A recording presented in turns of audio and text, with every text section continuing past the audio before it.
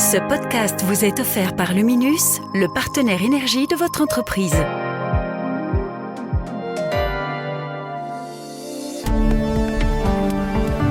Vous écoutez Z sur 7, le podcast quotidien de Trends Canal Z. Aujourd'hui, nous sommes le samedi 14 juin. Votre podcast aujourd'hui est écrit par Arnaud Huard et animé par Anne Marchand. Bonjour à toutes et à tous. Aujourd'hui, à la une de votre podcast, IPM et Rossel vont joindre leurs forces, mais cette union reste floue.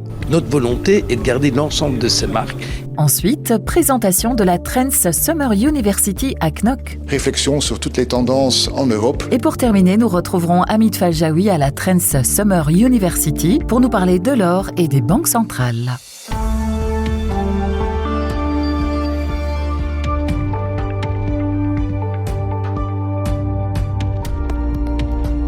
Z sur 7, à la une. C'est dans l'air depuis plusieurs semaines, IPM et Rossel veulent unir leurs forces. Un rapprochement aux contours encore assez flou, car si les anciens concurrents ne vont pas forcément devenir partenaires, ils veulent intensifier leur collaboration pour rester compétitifs. Pierre Leerschol, directeur général du groupe Sud Média. Notre volonté est de garder l'ensemble de ces marques et l'indépendance, et j'insiste beaucoup, de l'ensemble de ces rédactions. Donc on réfléchit. Donc là où on serait d'accord, c'est déjà d'optimiser toutes nos réflexions sur l'organisation digitale, sur l'IT et éventuellement au niveau de la régie publicitaire.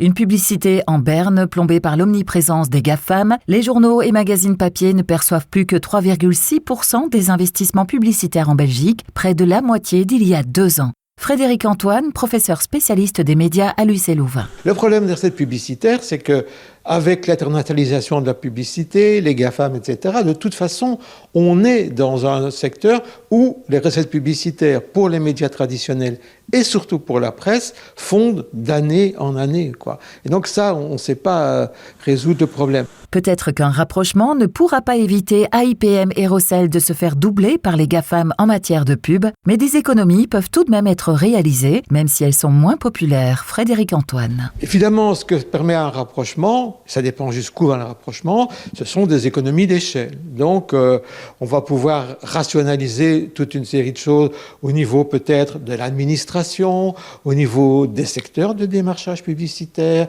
au niveau de toute la gestion des abonnements, etc. On le sait, le secteur de la presse est en crise. Pour autant, les journaux papier sont loin d'être morts. Les discussions entre IPM et Rossel vont bon train, mais rien de concret ni d'officiel n'est encore sorti. Z sur 7, à la une. Cet été, la Trends Summer University prend ses quartiers à l'hôtel La Réserve à Knock. 140 dirigeants d'entreprises belges de premier plan viennent débattre des défis économiques, géopolitiques et technologiques actuels. Une série de réflexions autour du thème « Make Europe Great Again ». Xavier Boucart, CEO de Roularta, nous explique ce thème. Réflexion sur toutes les tendances en Europe, les menaces militaires, bien sûr, mais aussi bien le cybersecurity et bien sûr, le thème oblige, le AI, quel sera l'impact de AI sur le secteur bancaire, sur le système de l'enseignement, et ainsi de suite. Première oratrice de marque, Franziska Bostein, la chef de la sûreté de l'État, met en perspective les enjeux liés à la cybersécurité des entreprises, une problématique qui touche tout le monde. Miguel de Bruycker, Director Center for Cybersecurity Belgium. Ce qui veut dire que c'est presque tous les jours en Belgique qu'il y a une entreprise qui est victime et l'impact est assez important. Ce qui veut dire que les gens doivent bien se protéger et bien protéger leur environnement pour éviter qu'il y ait des dégâts importants. Un autre panel rassemble le patron de la Sonaca, le bourgmestre de Charleroi et le CEO d'Aerospace Lab. Pour Yves Delatte, il faut rapidement protéger les sites critiques comme l'OTAN ou le Palais Royal. Les acteurs industriels belges doivent se fédérer et s'organiser avec les fabricants européens d'intercepteurs de missiles. On l'écoute. L'idée, c'est de pouvoir commander rapidement, d'être livré rapidement, mais de démarrer en parallèle une collaboration industrielle pour que demain, après-demain, les industries belges puissent participer à la fabrication des prochaines unités d'intercepteurs de missiles. Face aux défis géopolitiques, la Trends Summer University de Roularta agit comme un catalyseur d'idées. Un événement qui permet aux capitaines d'industrie d'identifier des solutions concrètes et de renforcer leur réseau professionnel.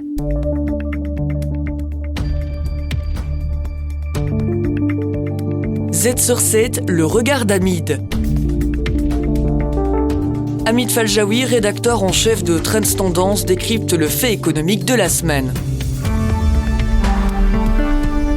Aujourd'hui, dans le regard décalé d'Hamid Faljaoui, les banques centrales préfèrent l'or à l'euro et même au dollar du président américain. Effectivement, c'est le chiffre de la semaine. On a découvert qu'il y avait 36 000 tonnes d'or qui sont logées dans les coffres de la plupart des banques centrales mondiales.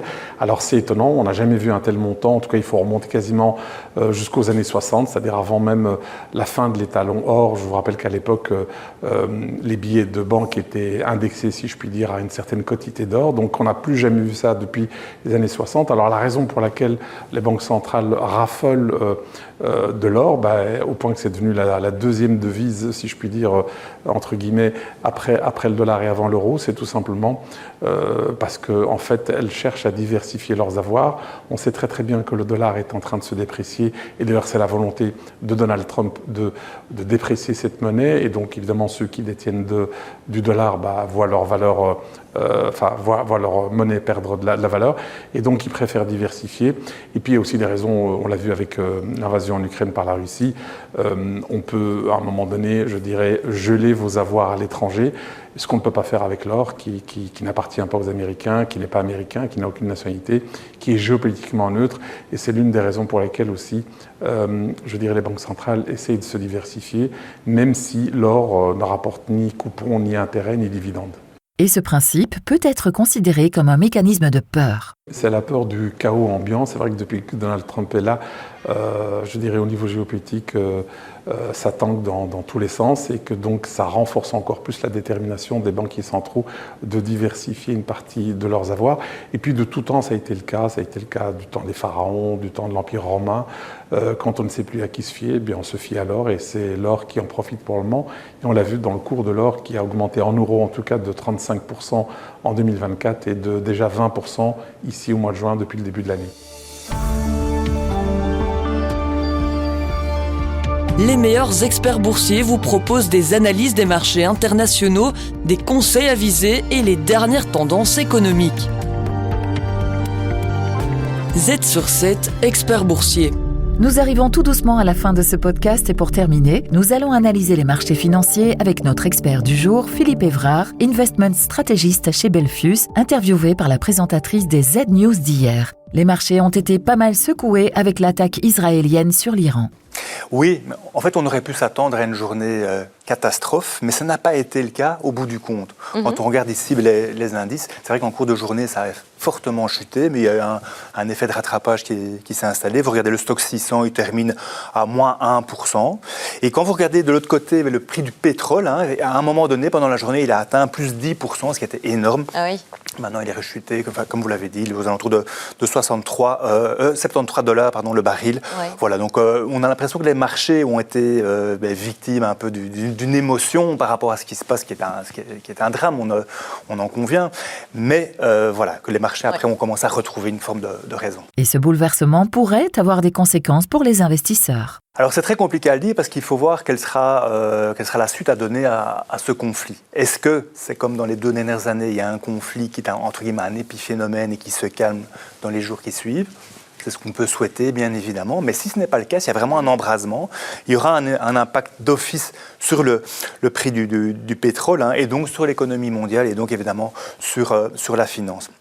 Il faut quand même bien préciser que les prix du pétrole ont bien baissé depuis le début de l'année et que la hausse qu'on vient de connaître ne comble pas véritablement le niveau de départ donc ici au 1er janvier. Donc voilà, il y a beaucoup de choses encore qui peuvent couler sous les ponts. Et comme on en a parlé juste avant, l'or reste une valeur refuge. Mais vous en avez parlé également, Hamid en a parlé, donc quand il y a un moment d'émotion qui est là, les marchés se mettent en risk off et se retournent vers les valeurs refuges. Oui, on voit que l'or a très fortement progressé aujourd'hui. Et également le dollar qui petit à petit retrouve de sa superbe et redevient un peu la valeur refuge par excellence. Ce n'est pas encore le cas parce que Donald Trump est passé par là. Dans l'hypothèse où les prix de l'énergie augmentent durablement, le marché pourrait réagir. Eh bien, en fait, l'histoire repasse les plats. Il suffit de regarder ce qui s'est passé lorsque la crise ukrainienne a commencé. On se souvient qu'on a eu un pic de tous les prix de l'énergie, que ce soit le gaz, le pétrole, mais également l'électricité, ça c'est dans notre modèle européen. Ça a eu des impacts sur l'inflation, une réponse des banques centrales qui a augmenté les taux d'intérêt court terme avec une répercussion après sur les taux long terme. Et donc tous les bons du Trésor ont gagné quelques pourcents. Mais ça, c'était évidemment ce phénomène de risque on qui s'est installé. Maintenant, une des conséquences de tout ça qu'on a connu avec la crise ukrainienne, c'est le ralentissement de l'économie. Or, ralentissement de l'économie, on est dedans déjà actuellement, à nouveau, grâce à notre ami Donald Trump. Et pour les investisseurs, les conseils restent les mêmes. Ne pas paniquer, ne pas sortir du marché et rester le plus en plus diversifié. Alors, en préparant cette intervention, je me suis intéressé au prix des énergies renouvelables, qui sont évidemment le contraire du pétrole. Mais donc, c'est un secteur qui retrouve un certain allant, malgré Trump qui a retiré des subsides importants dans ce secteur-là, malgré ce qui se passe avec la Chine. Il faut rappeler que la Chine, c'est quand même 80% de la chaîne de valeur du photovoltaïque. C'est aussi une part énorme dans tout ce qui est métaux rares. Donc, se mettre en froid avec la Chine, c'est rater cette transition énergétique. De l'autre côté, on voit ce qui se passe en Allemagne avec un plan de redéploiement de l'économie qui va aussi faire la part belle aux énergies renouvelables. On parle de l'ordre de 100 milliards. Mais tout ça va venir un peu contrebalancer ça et on ne peut souhaiter que le meilleur pour le secteur du renouvelable qui a connu quand même des années assez difficiles ces 3 dernières années. Et voilà, maintenant vous êtes bien au courant, n'oubliez pas de vous abonner à la chaîne de Z sur 7 pour ne pas manquer un seul de nos épisodes. Et le programme de demain, Anne ? Demain, vous retrouverez un épisode du Trendstalk. Olivier Mouton va recevoir Yvan Verhoefstraat, ancien fondateur de Medimarket et élu député européen en 2024. Notre invité vous donnera son regard sur la Belgique, le climat politique et l'Europe.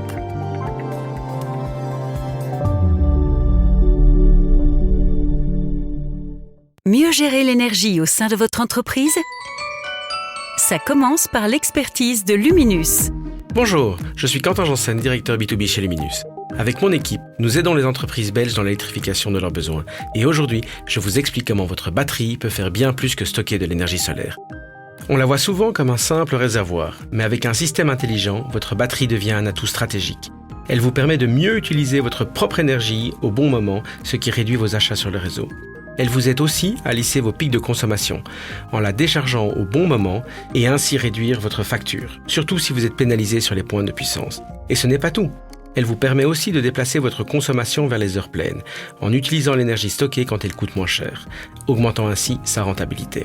Mais le plus intéressant, c'est sa valeur sur les marchés de l'énergie. Grâce à un pilotage en temps réel, votre batterie peut se charger et se décharger selon les besoins du réseau. Et pour cela, vous êtes rémunéré. Votre batterie devient ainsi un véritable levier économique. Vous économisez, vous aidez à stabiliser le réseau et vous tirez le meilleur de votre investissement. Et avec Luminus, tout ça se fait automatiquement, sans complexité. Vous souhaitez en savoir davantage ? Visitez notre site web luminus.be/smartkits. Luminus ? Ensemble, faisons la différence.